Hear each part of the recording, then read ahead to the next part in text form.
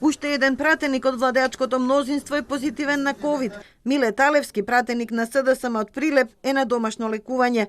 Со тројца позитивни и еден одсутен поради друга болест, владеачкото мнозинство во моментот може да смета на максимум 58 гласа. Недоволно за утврдување дневен ред на новата седница во четврток, за избор на уставен судија или за гласање по законите за кои расправата е завршена. Опозицијата не само што не ги поддржува проектите на власта, одбива и да присуствува на гласањето. Со тоа станува неизвестно кога собранието би можело да проработи во целосен капацитет и да ја остварува својата основна функција – да носи закони.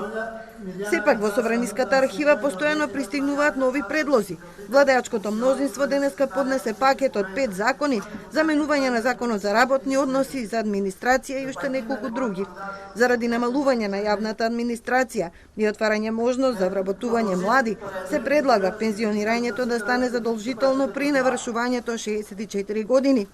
Но ќе бидат признаени договорите на сите, што до 31 август годинава поднеле барање за продолжување.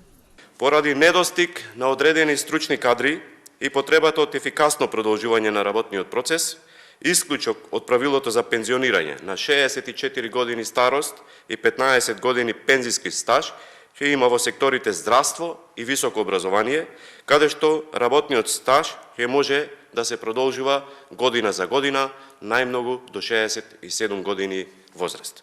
Од ВМРО ДПМН ќе се изјаснат за овие предлози откако сериозно ќе ги разгледаат. Сериозен приод ќе биде потребен и за предлогот за менување на деловникот, што деновиве ќе биде формално поднесен од коалицијата Можеме. Тоа е нужно за да се овозможи онлайн присуство и гласање барем на пратениците што имаат решение за изолација. Со тоа би се овозможило задржување на функциите на собранието и при евентуално влошување на здравствената состојба во земјава.